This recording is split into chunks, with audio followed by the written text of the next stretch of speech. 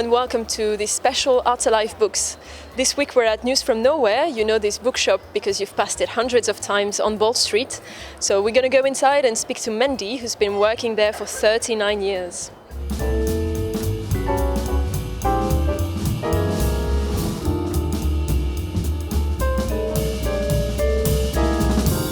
Mandy, you're working here at News from Nowhere. Can you tell us first maybe how it started in 1974, I believe? Yes, my friend Bob Dent started the bookshop in 1974, and he'd been a student at LSE in London and had been involved with the student protests. And his partner Maggie was from a Liverpool Chinese family, actually, who had a restaurant on Bowl Street, strangely. And so they decided to come back to Liverpool and set up a radical bookshop because Liverpool didn't have one at the time. And there were a few, I mean, this is back in the 70s, there were a few radical bookshops around the country. And they wanted to provide books that were not easily available elsewhere because at the time traditional bookshops were very staid and traditional and weren't really reflecting the range of books and information that was coming out in the 70s about all sorts of politics and revolutions in Latin America and all sorts of things that were going on. Yes. So they came and set up the bookshop, and Bob ran it on his own, and he had tiny little premises in Manchester Street. Some people in Liverpool still remember it, and they call and say, I remember when you were in Manchester Street. It was no bigger than a little square like this, just by the tunnel entrance.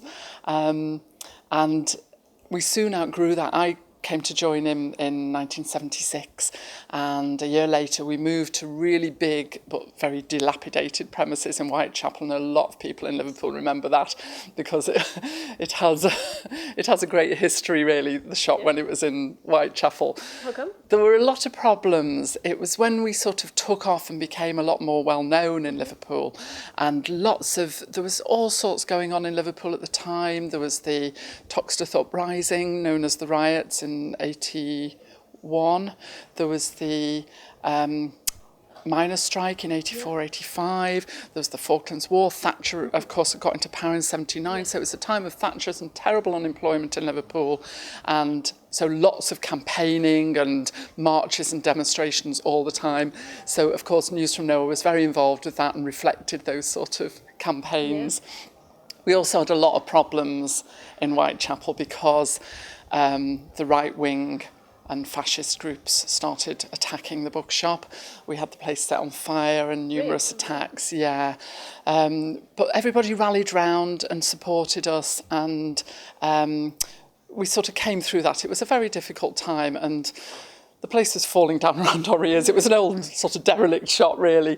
And we eventually got premises in Bold Street, and we moved in 89, just to up the road, a little bit further up Bold Street from where we are now. And we were there for about 6 or 7 years, and then eventually bought this building we're in now.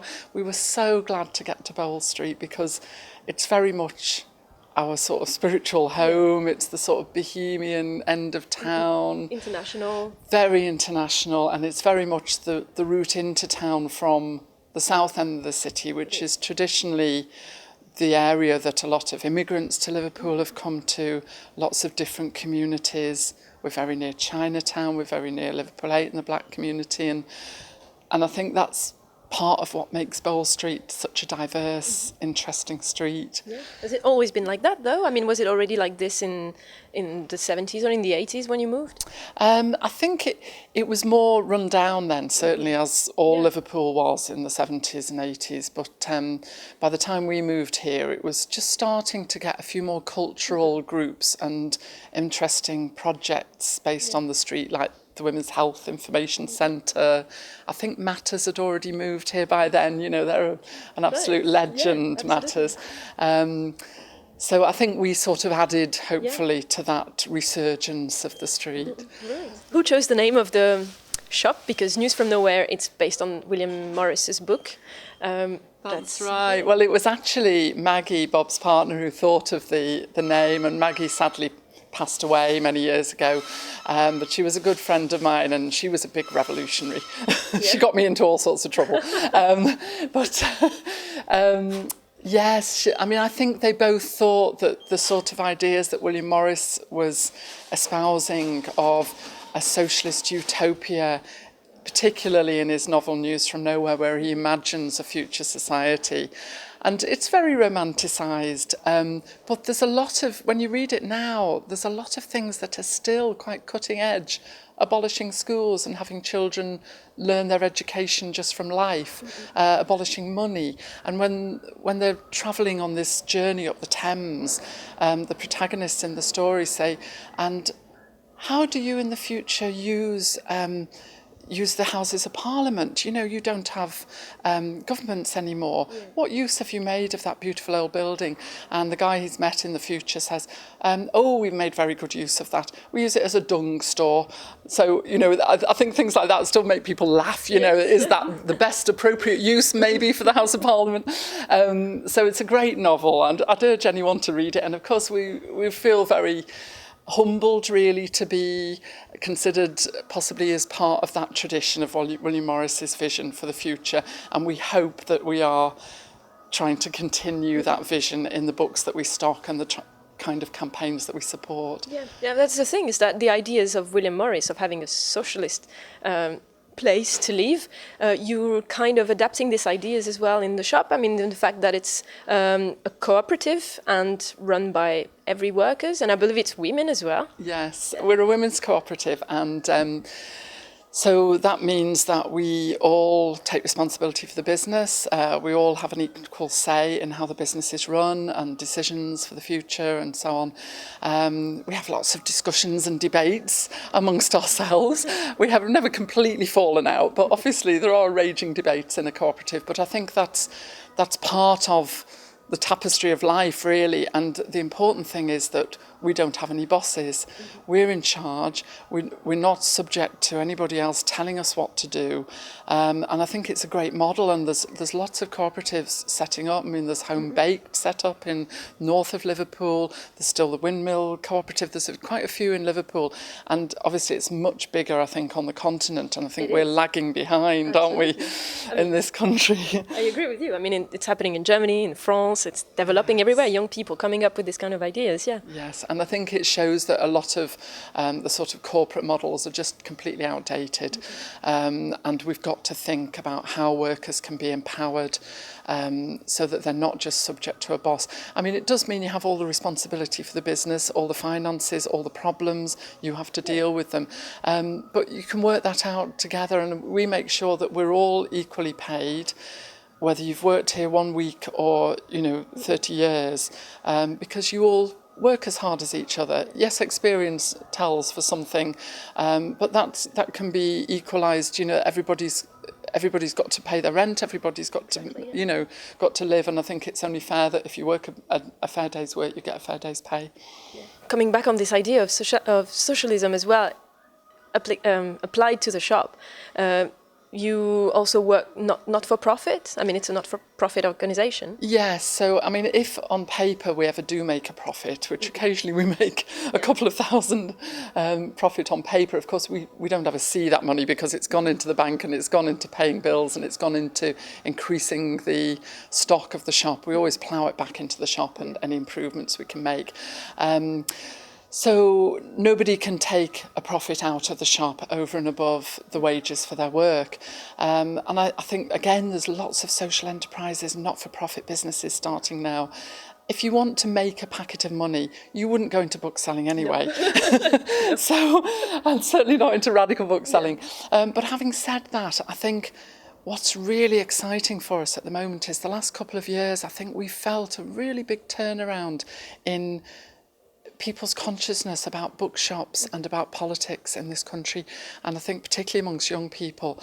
And I would say probably 5 or 6 years ago, 8 years ago, we were quite worried that the demographic of our customers was getting older and older, and were we just going to die off with them? But we have a really good relationship with Liverpool John Moores University, and a lot of the lecturers there recommend their students to come to us. They give us their book lists, we get the books in, the students come in. A lot of the students just come in and get their course books and go. But there's quite a large number of them, and I would say it's growing, that come into the shop and they go, wow, what is this? I think a lot of young people have never seen what a real bookshop looks like because they're used to the chain bookshops and the online, and suddenly they find a bookshop that's got all sorts of interesting little books and nooks and crannies and things they would never have known existed otherwise, until they come into a real bookshop. And also a lot of young people, I think, I mean, my children are in their 20s now, and them and their friends and contemporaries are really engaged with politics. And, not politics in the old, boring, traditional sense, but in terms of campaigning for what they believe in feminism, in lesbian and gay rights, in, wanting to have a say in the world, and being disgusted. Being disgusted with the establishment and the way things are run, and things like, the new TTIP trade thing that they're trying to impose on us, and there's lots of things we could talk about in terms of campaigns, but I think News from Nowhere is very much a focus both for the literature and for information in terms of books, but also ideas. People come in here and meet people and start talking to them, and all sorts of discussions seem to occur around the shop, and people find it's a sort of haven for their ideas, and hopefully a haven of sanity.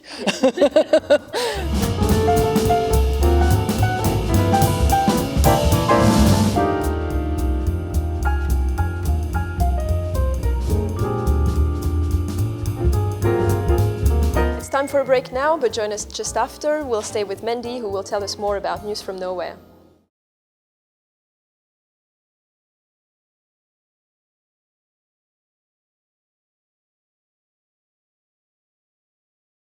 Welcome back to Art Alive Book, where this week we find out more about News from Nowhere, Bold Street's radical bookshop.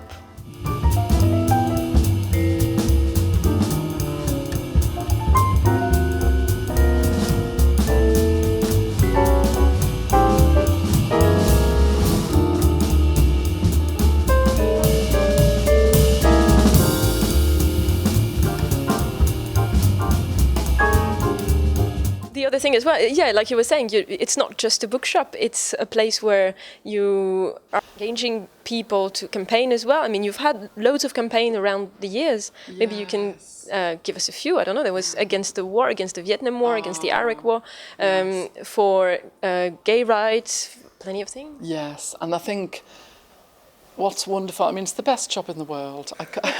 Even when I'm tired and exhausted and worried about the shop, I come into work and I love it because we are engaged in something real, and I think what's lovely is when you've got quite a long perspective, and I've worked here 39 years now,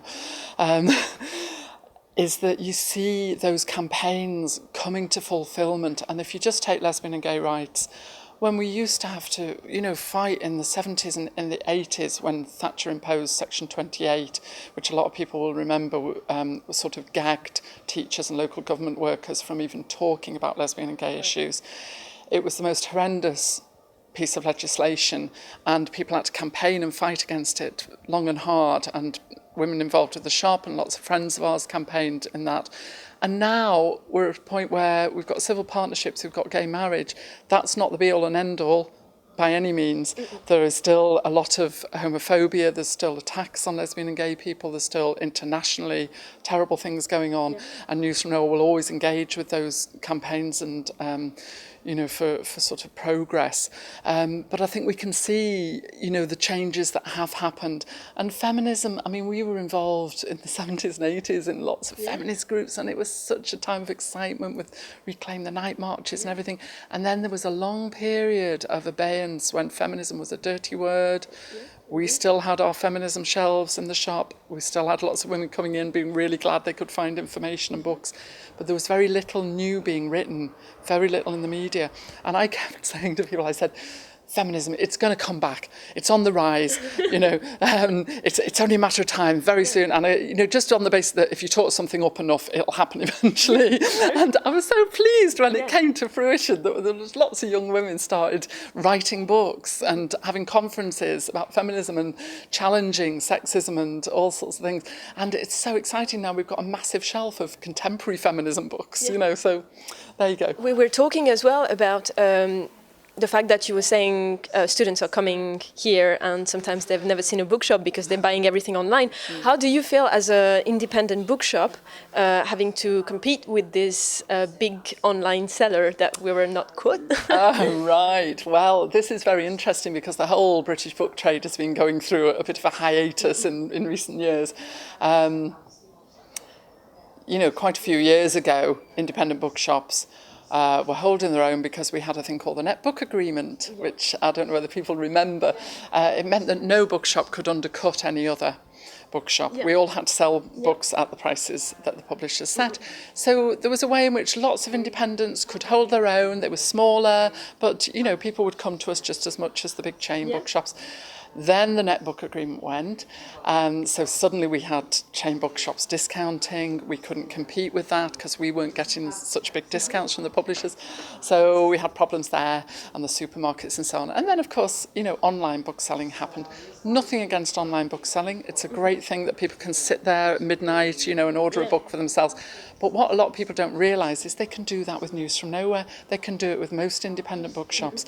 And because this coincided with the rise of one sort of megalomaniac corporation, that really disadvantaged independent bookshops, and we've seen the number of independent bookshops in this country reduce from about 1,500 about 5 years ago to under 1,000 now.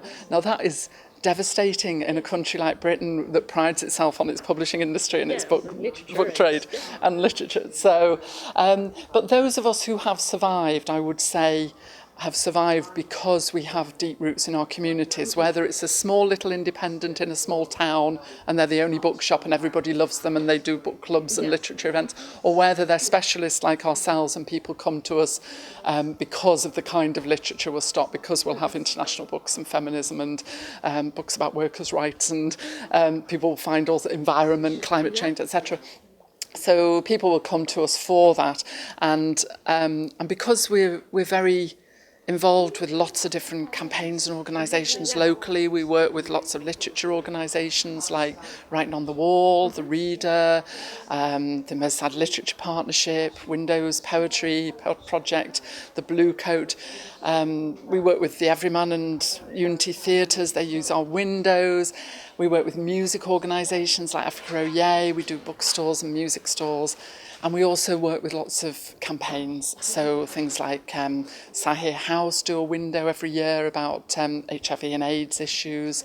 And we work with all, like you mentioned before, the Stop the War campaigns. And I would say pacifism, non-violence and anti-militarism has been a common theme for ourselves and other radical bookshops around the country for decades, and it's no less important now. We work with the CND and the Quakers and the Merseyside Peace Network because it's such a hidden issue. I think we know the terrible things of the wars that we've been led by our governments into, from Ireland, Vietnam. I mean, the Irish struggle was massive, and we had our own army there oppressing British citizens, so News from Nowhere had to speak out about that. Let's come back a little bit about maybe what kind of books we can find in the shop. I mean, if people are coming in, I passed in front of it several times without ever entering, and one day I came by and I was like, oh my God, this is a gem, because there are so many things here that make you think further. So what kind of books can we find here? What kind of categories do you have as well in the books? Okay, well, we have some of the categories we've talked about: international, politics, history, environmentalism, feminism, obviously, and lesbian and gay rights and so on.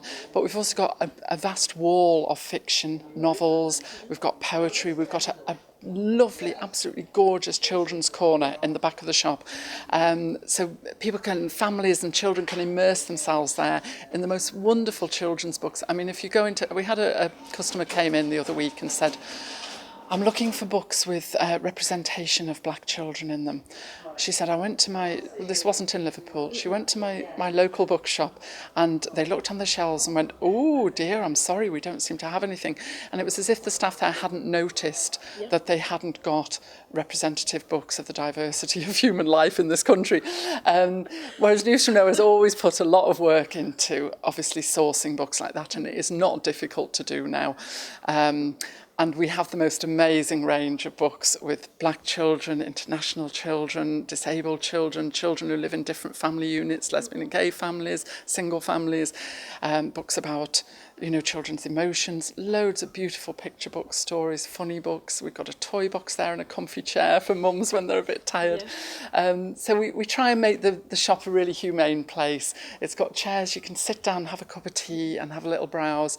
We've got mind, body, spirit books. We've got a vast, what I haven't mentioned, a vast selection of books about Liverpool and Liverpool history.